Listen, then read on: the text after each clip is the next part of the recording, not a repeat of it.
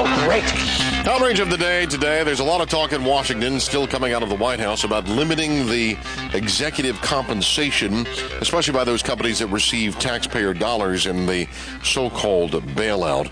And while we can certainly debate whether or not that is appropriate and fair, lost in the whole translation is any discussion or limitation on the compensation for the executives of Fannie Mae or Freddie Mac.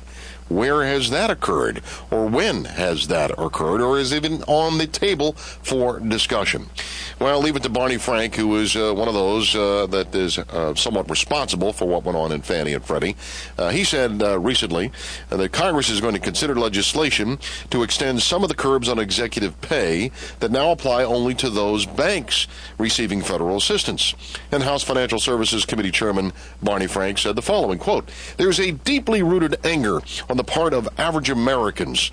And he said that the compensation restrictions would apply to all financial institutions and might be extended to include all U.S. companies, including ones that receive no taxpayer dollars.